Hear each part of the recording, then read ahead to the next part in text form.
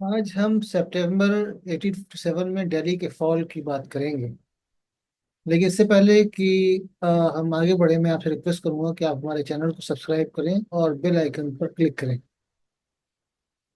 1857, 14 सितंबर 1857 एक बहुत ही watershed movement था म्यूटनी में। जब हम म्यूटनी की बात करते हैं तो हमें लगता है कि ये कोई मामूली सा वाकया था, और ये कि इसमें ज्यादा लोग इन्वॉल्व नहीं थे और अंग्रेजों को कोई खतरा नहीं हुआ, और ये कि अंग्रेजों ने बहुत आसानी से इस म्यूटनी को दबा दिया। लेकिन ये एक ऐसा गलत मतलब इम्प्रेशन है जिसको क्लियर करना बहुत जरूरी है। म्यूटनी असल में एक बहुत ही इम्पोर्टेंट इंसिडेंट था इंडिया की हिस्ट्री का, 19th सेंचुरी का। And there was every probability के British East India Company government in Delhi would be, और in Calcutta at the time, would be dismantled, and then that they will be thrown out of not just Delhi but also Kolkata, Chennai and rest of the country. तो इसके बारे में बहुत लिखा जा चुका है, लेकिन जो लिखा गया है, मैंने भी इसके बारे में लिखा है। म्यूटनी के बारे में डायरेक्ट नहीं, लेकिन म्यूटनी में जो एक्टर्स थे उनके बारे में लिखा है मैंने तफसील से। और मेरी किताब उलमाज रोल इंडिया फ्रीडम मूवमेंट, और फिर biographical encyclopedia of Indian Muslim freedom fighters, उसमें तफसील से बहुत सारे उन एक्टर्स के, उन स्कॉलर्स के, उन मुजाहिदीन आज़ादी के हमने का तस्करा किया है जो इसमें शरीक थे। लेकिन ये बताना कि mutiny had actually, or the 1857 revolution had almost brought the British empire in India, or the British East India Company's role in the subcontinent, to almost at its knees। तो अपने आप में बहुत बड़ी चीज है, लेकिन हमने, जो कि हिस्ट्री को के बारे में ठीक से बात नहीं हो जाती। दूसरे क्या है, हिस्ट्री के जो 1857 का जो रिवॉल्यूशन था, उसके एक्टर्स में से बहुत सारे बड़े बड़े एक्टर्स की जो लाइफ के बारे में, उनकी जिंदगी के बारे में जो डिटेल्स हैं, उनकी उनकी पर्सनालिटी को ऐसे मलाइन करने की कोशिश की गई है, उनको ऐसा दबा के दिखाने की कोशिश की गई कि उनको जो है उनकी पर्सनालिटी छुप गई। जैसे बहादुर शाह जफर अपने आप में बहुत जबरदस्त आदमी थे, मतलब he was emperor, and we have completely destroyed his personality going by the, say, narrative of the British writers, colonial writers ने जो कहा हमने आंख बंद करके मान लिया। और उसकी उसकी तस्वीर, उसकी जो पर्सनालिटी को मस्त करने की कोशिश की, वो हमने मान लिया। मैं इसके बारे में बात करूंगा बाद में, लेकिन अभी हम जो है ये दूसरी बात चीज के बारे में, मतलब ये जो 1857 में जो दिल्ली की सीज थी, जो अंग्रेजों ने 14 सितंबर उसको 14 सितंबर 1857 को उन्होंने, they were able to break that siege. तो उस सीज से अंग्रेजों को, उस सीज के बाद जो है अंग्रेज देवर एबल टू, या British East India Company was able to come back to Delhi. इसमें जो नुकसान हुआ, ये जो शुरू हुआ, we'll be talking about that, and also we'll be talking about the personality or the persona of Bahadur Shah Zafar. तो ये सीज ऑफ दिल्ली जो है, ये जो शुरू हुई, ये तकरीबन 3 महीने तक चली, सीज ऑफ दिल्ली। और उस सीज ऑफ दिल्ली के दौरान आप देखें कि अंग्रेजों ने अपने जो बड़े बड़े ऑफिसर्स थे वो यहाँ पर डिप्लॉय किए। मामूली नहीं था कि उन्होंने किसी इंस्पेक्टर को भेज दिया, किसी कमिश्नर को भेज दिया, किसी सूबेदार को भेज दिया, नहीं। इसमें तकरीबन उनके जो इंडिया में उनके टॉप जितने भी जनरल्स थे उनको डिप्लॉय किया। उनमें से बहुत सारे ऐसे थे जो यूरोप में वार का तजुर्बा रखते थे, और वो यहाँ आए। उनमें से मेजर जनरल जॉर्ज एंसन थे। सर हेनरी विलियम बर्नार्ड था, ये भी जनरल था। लेफ्टिनेंट जनरल आर्कडेल विल्सन, ये भी बहुत मशहूर उनका जो है वो जनरल था। और जनरल जॉन निकोलसन, इसके अलावा भी बहुत सारे जनरल्स थे, और उसके मुकाबले में जो हिंदुस्तानी फौज थी, उसकी जो क़यादत कर रहा था, जो उसको जो एम्परर था, and emperor is always the top से general of the army, I mean वो रिस्पॉन्सिबल था हर चीज का। तो बहादुर शाह जफर या बहादुर शाह टू उसकी, he was as the emperor of Delhi और एम्परर ऑफ इंडिया, वो उसकी क़यादत कर रहे थे। मिर्जा मुगल उनके बेटे जो है वो he was almost, he was army chief in name. लेकिन बख्त खान रोहिरा जो एक सेलिब्रेटेड जो आर्मी में ऑफिसर थे, और वो बाद में जो है म्यूटनियर्स के साथ हो गए, वो उसको बेसिक वो उसके जो है फौजों की क्यादत करते, और ये बहुत ही कैपेबल इनकी फौज थी। तकरीबन 30,000 के करीब इनके पास लोग थे, नहीं 12,000 सिपाही थे, जो मेरठ और दूसरी जगहों से आए थे। और उसके अलावा कोई दूसरे मुजाहिदीन थे उसमें, और गाजीज थे, यानी मुजाहिदीन और गाजी तो तकरीबन एक ही होते हैं। और कुछ तकरीबन इनके पास 100 गन्स थी। इनके मुकाबले में अंग्रेजों के पास जो उनके पास तकरीबन 3,000 रेगुलर फोर्सेस थी, 6,000 पंजाबीज और सिक्स थे, गोरखा थे, और तकरीबन 2,200 जो उनके पास कश्मीरी सोल्जर्स थे। उनके पास 42 फील्ड गन्स थी और 60 सीज गन्स थी। गन्स की इंपॉर्टेंस बहुत है, जब आप सीज करते हैं तो उस वक्त जो डिफेंडिंग आर्मी है उसके जो ठिकाने होते हैं उनको डिस्ट्रॉय करने के लिए बहुत इंपॉर्टेंट होते हैं। तो रिबेलियन जो है इसकी विदा कहाँ से हुई थी? हम सब जानते हैं कि जो रिबेलियन है ये बंगाल कैवलरी की शुरुआत थी। बंगाल कैवलरी के जो सोल्जर्स या सिपाही जो इसमें मेरठ में डिप्लॉयड थे कैंटोनमेंट में, they were actually not very happy with different settings. और उसमें बहुत सारे लोगों ने बहुत सारी चीज़ें लिखी हैं। मैं भी आपको एक सर थॉमस मेटकाफ, जो किसी तरह अपनी जान बचाकर एक मुस्लिम ने उसकी जान बचाई थी, जान बचाकर भागा। उसने बाद में एक बहुत ही मतलब डैमेजिंग अकाउंट जो है वो, दो उस वक्त लोग थे, उन्होंने जो अपने डेली जो डिटेल्स लिखी है उसकी, उसको उसने बहुत ही डैमेजिंग अंदाज में पेश किया है। तो अ, उसका उसके बारे में उसने तफसील से बताया, तो मैं उसके बारे में बाद में बात करूंगा जो थॉमस मेटकाफ ने लिखा है। तो ये जो प्रॉब्लम शुरू हुई थी वो पैटर्न 1853 एनफील्ड राइफल की वजह से शुरू हुई थी। और उसमें हिंदू मुसलमान, जैसे हम सबको पता है, सबको परेशानी थी, और हिंदू और मुस्लिम दोनों डिससेटिस्फाइड थे। तो 9 मई को ये उनके तकरीबन कई लोग जो थे वो 85 लोग जो थे उनको कोर्ट मार्शल किया गया। लेकिन इसी दौरान जो है वो दे रोज, और उन्होंने अपने लोगों को छुड़ाया, and then they march to Delhi. Delhi actually उस वक्त अगर दिल्ली जो था अंग्रेजों का कोई बहुत इंपॉर्टेंट सेंटर नहीं था। Even though they control Delhi, they had revenue officers in Delhi, और दिल्ली का डिफेंस भी वो करते थे। लेकिन यहाँ भी जो थी वो बंगाल कैवलरी जो थी, उसी की कुछ रेजिमेंट्स थी जो दिल्ली में उसको सिक्योरिटी प्रोवाइड करती थी गवर्नमेंट ऑफिशियल्स को और अंग्रेजों को भी। तो जब वो यहाँ आए, जो बंगाल कैवलरी के जो डिसग्रंटल्ड एलिमेंट्स थे, उन्होंने अपने यहाँ अपने ऑफिसर्स को कत्ल कर दिया और दिल्ली आए अपने गन्स के साथ, अपने आर्मामेंट्स के साथ। तो जब वो यहाँ पहुंचे तो then it Britishers they actually try to escape. पहले उन्होंने चाहा कि गेट्स बंद कर दें दिल्ली के, बट देर से उनके घुड़सवार पहले ही अंदर आ चुके थे, सो देवर अनेबल। और उस वक्त जो है तकरीबन 4 दर्जन अंग्रेज जो ऑफिसर्स थे या जो लोकल यहाँ पर थे, उनको भी किसी तरह कत्ल कर दिया गया।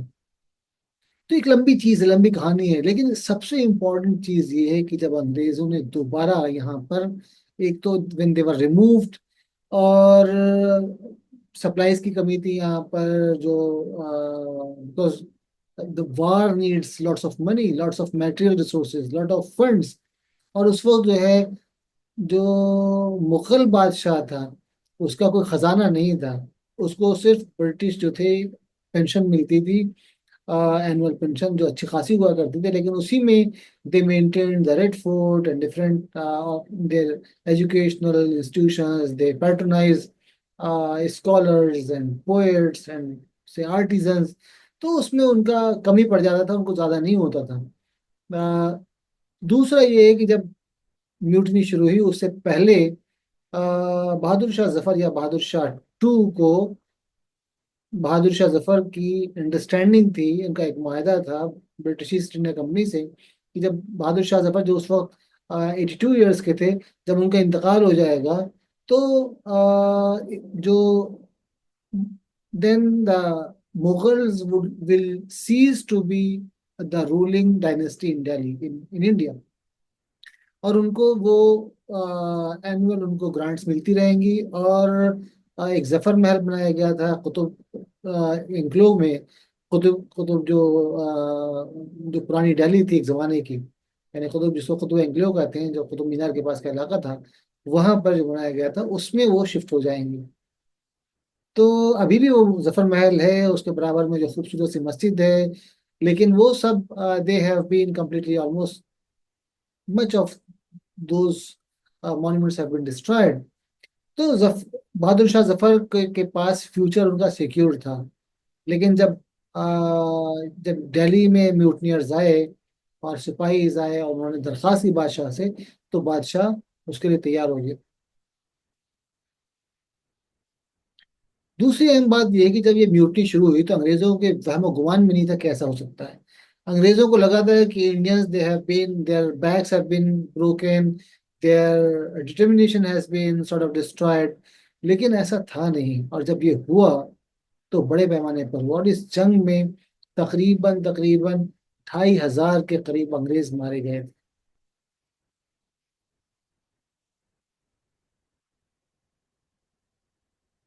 तो दिल्ली को जो कंट्रोल करता था, दिल्ली का के जो डिफेंस, मतलब अंग्रेज Britishers they did not think कि दिल्ली को कोई दूसरा खतरा है बाहर से। तो जो बंगाल जो नेटिव इन्फेंट्री थी, उसकी 38th और 54th और 74th जो उसकी रेजिमेंट्स थी वहाँ स्टेशन थी। और उनके ख्वाबों के गुमान में भी नहीं था कि ऐसा कुछ होने वाला है, लेकिन ऐसा हुआ। और पहले यहाँ से मेरठ से फौजी आए, और फिर उसके बाद बरेली से आए, और बख्त खान जो है जो बाद में जो जिन्होंने क़यादत की जो रेबल आर्मीज की, वो भी फिर बरेली से आए। तो उसके बाद जो था एक मोमेंटम बढ़ा। लेकिन अंग्रेज जो थे, अंग्रेज चूंकि यहाँ पर नहीं थे, अंग्रेजों की कोई बहुत बड़ी आर्मी या उनकी रेजिमेंट यहाँ दिल्ली में नहीं थी।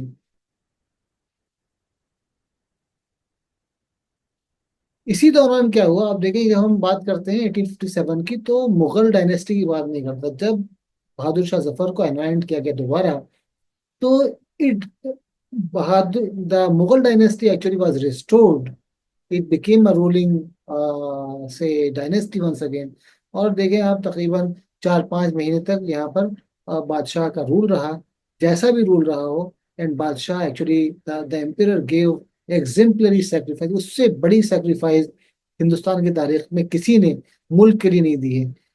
वो उसने अपना तख्त ताज बर्बाद किया, और उसके बच्चे जो हैं वो they were killed in broad daylight, in से इन वर्स्ट पॉसिबल मैनर। फिर उनकी जो पूरा फ्यूचर था उनकी डायनेस्टी का, वो खत्म हो गया। उनकी डायनेस्टी सीज टू एग्जिस्ट तकरीबन। इतना ज्यादा मुल्क के लिए किसी और आदमी, किसी और फैमिली ने कुर्बानी नहीं दी है जितनी बहादुर शाह जफर ने और बहादुर शाह जफर के बच्चों ने दी।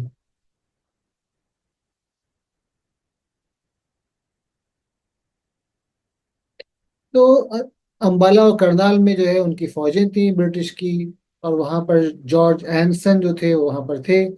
और फिर जब वो आए तो अलीपुर में और ब्रिटिश बटालियंस जो है उन्होंने ज्वाइन किया। और लेकिन उनको ब्रिटिश फोर्सेस को जो है एक झटका उस वक्त लगा जब एनसन को कोलरा से जो उसका इंतकाल हो गया। फिर सिख फोर्सेस ने उनको ज्वाइन किया वहां पर। तो उसके बाद इसकी वजह से इनकी काफी फौजें हो गई।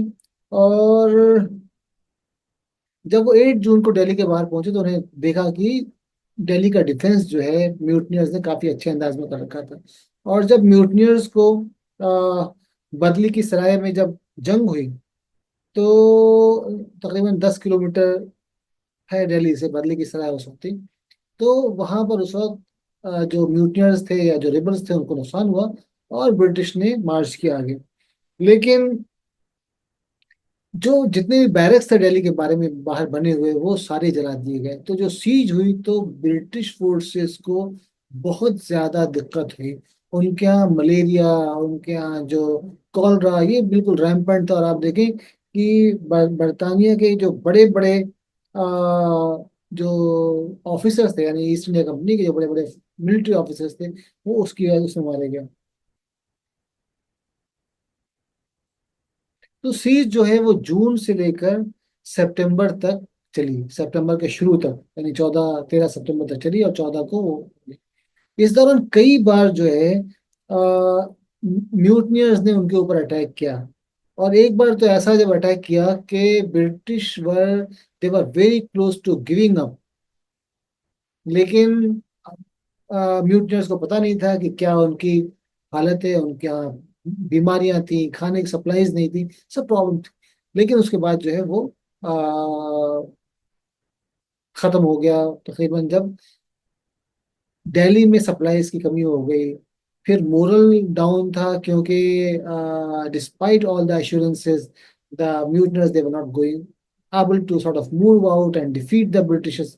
तो उसकी वजह से यहाँ पर, और फिर दूसरा क्या है, जो दबाव था तकरीबन इस जो सीज थी इसमें 5,000 के करीब जो फौजी थे म्यूटनियर्स के, या रेबल्स थे, या मुजाहिदीन आज़ादी जिनको हम कहते हैं, वो शहीद हुए थे। बहुत बड़ा नुकसान था। ये तो शहीद हुए थे आप 5,000 लोग, तकरीबन 10 से 15 हजार के करीब दूसरे लोग थे जो बुरी तरह जख्मी हुए थे। तो जब अंग्रेज जो है वो 14 को सितंबर को दिल्ली में आए, तो उसके बाद जो उन्होंने डांस मकाबरे या कत्लेआम जो शुरू किया है, वो जबरदस्त था, जबरदस्त। बाज लोग कहते हैं कि मिर्जा मुगल की वजह से जो प्रॉब्लम थी, बाज लोग कहते हैं बहादुर शाह जफर जो है वो इनकम्पिटेंट थे। लेकिन बहादुर शाह जफर के बारे में बहुत इंपॉर्टेंट अकाउंट जो है ख्वाजा हसन निजामी, इनका, इन्होंने दिल्ली के ऊपर जितना लिखा है उतना किसी और ने दिल्ली के बारे में नहीं लिखा। तो इनका एक मैं सुनाता हूँ जो पहले उन्होंने लिखा है बहादुर शाह जफर के बारे में। बहादुर शाह की शख्सियत, गुज़िश्ता तमाम किताबों को तैयार करते वक्त जो मैंने गदर के सिलसिले में शाया की हैं, और इस रोजनामचा के पढ़ने के बाद मेरे दिल में बहादुर शाह की शख्सियत की अजमत बहुत बढ़ गई है। गदर के तमाम एक्टरों में वही एक ऐसे चीफ एक्टर थे जिनके पार्ट में रहमदिली, हमदर्दी, रियाया परवी और हिंदू मुसलमानों से यकसा मोहब्बत और जंगी तदाबीर की काबिलियत और मुगलिया हिकमत अमलिया एक एक बात से जाहिर होती। अगर उनको कारिंदे में लायक मिल जाते तो वो यकीनन कामयाब होते। 80 बरस का बूढ़ा जिसकी सारी उम्र ऐश आराम में गुजरी हो, जिस मुस्तैदी के साथ रात दिन जंगी काम में मसरूफ रहता था, और हर मामले में सही, मुख्तसर और आकबत अंदेशी की राय देता था, ये बात मामूली नहीं थी, और बहादुर शाह की आला शख्सियत का एक नमूना थी। अगर वो ये कामयाब हो जाते तो यही चीज़ें नहायत तारीफ के साथ तारीख में उनके कमालात बनकर शाये होती। दूसरा एक इम्पॉर्टेंट जो उस वक्त जो रेबल्स का के जो लीड कर रहा था वो जनरल जनरल बख्त खान, उसके बारे में ख्वाजा हसन निजामी देहलवी लिखते हैं कि बख्त खान एक ऐसा लायक अफसर था कि अगर उसके कामों में मुजाहिमत न की जाती तो आखिर जमाने का सबसे बड़ा फातेह होता, और हिंदुस्तान का बच्चा बच्चा उसके नाम पर फख्र करता। जनरल बख्त खान ने जिस कामयाबी से हमले किए और जो तदबीरें अंग्रेजी नक्शे जंग के बरखिलाफ इस्तेमाल की, उनका इशारतन मैंने पिछले सफ़ों में जिक्र कर दिया है। वो यकीनन इस काबिल हैं कि जिनसे वो आला शख्सियत के अफसर माने जा सकते हैं। मुंशी जीवन लाल ने अंग्रेजों के खिलाफ हिंदुस्तानी हमलों का बहुत कम जिक्र किया है। इसमें कोई शक नहीं कि हिंदुस्तानियों को शिकस्त हुई, मगर इसमें भी शक नहीं कि उनके हमले नहायत दिलेराना और वो पूरी बाकायदगी और फौजी उसूल के साथ होते थे, जिसने अंग्रेजी अफवाज के छक्के छुड़ा दिए थे। मेरी अपनी किताब जो है biographical encyclopedia of Indian Muslim freedom fighters, ये एक तकरीबन 640 पेजेस किताब है। इसमें मैंने कई ऐसे लोगों को डॉक्यूमेंट करने की कोशिश की है जो इसमें बहुत इंपॉर्टेंट रोल प्ले किया। देखिए इसमें जो मैंने जफर बहादुर शाह जफर जो है, इनको जो ह्यूमिलिएशन किया गया, जो ह्यूमिलिएट किया गया इनकी गिरफ्तारी के बाद, उसके बारे में विलियम डाल्रिम्पल लिखता है। Zafar himself was put on show to visitors, displayed like a beast in a cage. According to one British officer, among his visitors was the Times correspondent William Howard Russell, who was told that the prisoner was the mastermind of the most serious armed act of resistance to Western colonialism. Hindustan में ही नहीं, पूरी दुनिया में ये बादशाह है जिसको हम बहुत जबरदस्त हकारत के साथ गिफ्ट करते हैं कि उसने जो है तैयारी नहीं की या जंग नहीं की, या they destroyed the Mughal dynasty. Mughal dynasty को खत्म होना था, लेकिन जिस आबोताब, जिस सीना चौड़ा करके और जिस मुकाबले के बाद जो है वो मुगल डायनेस्टी और मुगल बादशाह और मुगल शहजादे, उन्होंने अंग्रेजों को मुल्क पर दोबारा मतलब तसल्लुत दिया। मतलब अंग्रेज, they were able to take control of India on following the destruction, complete decimation of the Mughals. Mughals की जिंदगी में ऐसा नहीं हुआ। बहादुर शाह जफर के बारे में there were four main accusations against him. First, that he incited the Sipahis of the East India Company to revolt against it despite being company's pensioner. Second charge against him was that he coerced and incited many Rajas, princes, and people in Delhi and United Provinces. Uh, Third charge was that the octogenarian, yani 81, 82-year-old emperor, was that he backstabbed the British government and proclaimed himself as the emperor of the India and sent forces to take on company armies. Fourth and the most serious charge against him was that he ordered the massacre of English prisoners in the fort Kalai Mohalla and incited Desi Rajas and princes to do the same in their uh, respective domain. तो जो 1857 में जो दिल्ली में जो revolt हुआ था और उसको अंग्रेजों ने जिस तरह खत्म किया, ये अपने आप में बहुत ही एक मुल्क के लिए, यानी जो रिवोल्ट था वो मुल्क के लिए एक ऐसा तमगा इम्तियाज है, एक अवार्ड है, मतलब जबरदस्त अवार्ड है। और बहादुर शाह जफर और बहादुर शाह की जो डायनेस्टी थी और जो म्यूटनियर या जो रेबल्स थे, उन्होंने जो कुर्बानियां दी वो अनप्रेसिडेंटेड थी, काबिल फख्र है हमारे लिए। उनके कॉर्प्सेस पर अंग्रेजों ने अपनी हुकूमत दोबारा खड़ी की, वरना नहीं कर सकते थे। तो जो हम लोग समझते हैं कि 1857 की जो वार थी, वो मतलब सिर्फ एक रिबेलियन था मामूली सा, या म्यूटनी थी कि अंग्रेजों, it completely rattled the British rule. They were forced to deploy to bring more armies from different parts, and they were almost decimated before the Indians were, uh, say, defeated. और सबसे अहम बात ये है कि जो रिबेलियन था, ये they were facing want of resources, want of funds, और जो अंग्रेजों में डिसिप्लिन है वो उस डिसिप्लिन की कमी थी। हालांकि बख्त खान ने उसको बहुत पूरा करने की कोशिश की, तो कमी थी, ये सब अपनी बात है, लेकिन हमने जो है अंग्रेजों को उसका जबरदस्त मुकाबला किया था।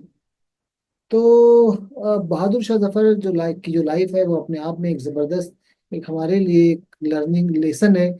और बहादुर शाह जफर को हमें सेलिब्रेट करना चाहिए। ये बहुत ही इंपॉर्टेंट पर्सनालिटी में उनकी, जब बहादुर शाह जफर ने कहा, कितना है बदनसीब जफर दफन के लिए, दो गज जमी भी मिल न सकी हुए यार में। तो सीज जो है वो 1857, यानी 14 सितंबर 1857 को खत्म हुई, और बादशाह को गिरफ्तार कर लिया। बादशाह के कई बेटों को और उसके पोतों को हम सब जानते हैं कर्नल हडसन ने जो है वो कत्ल कर दिया। उसके बाद जो हुआ, दिल्ली को जैसे डिस्ट्रॉय किया और डेसिमेट करने की कोशिश की, दिल्ली में मुसलमानों के खासतौर पर सारे मुसलमानों को दिल्ली से निकाल दिया, हिंदुओं को निकाल दिया। हिंदुओं को 2 साल के बाद आने दिया, मुसलमानों को 3 साल के बाद आने दिया। मुसलमानों की जो मेजर प्लेसेस ऑफ वर्शिप थे, जैसे फतेहपुरी मस्जिद, जामा मस्जिद दिल्ली, मस्जिद जहानुमा, जहानुमा मस्जिद जहानुमा या रेड जो जामा मस्जिद दिल्ली है, उसको अस्तबल बना दिया गया। और जो दूसरी मस्जिद थी, फतेहपुरी की मस्जिद, उसको एक बनिए के हाथ बेच दिया। कई सालों तक इसमें नमाज नहीं हुई, बहुत मुश्किल से फिर बाद में नमाज शुरू हुई। तो ये चीजें, ये इंपॉर्टेंट चीज थी, इसलिए मैंने आज इसके बारे में गुफ्तगू की। Thank you.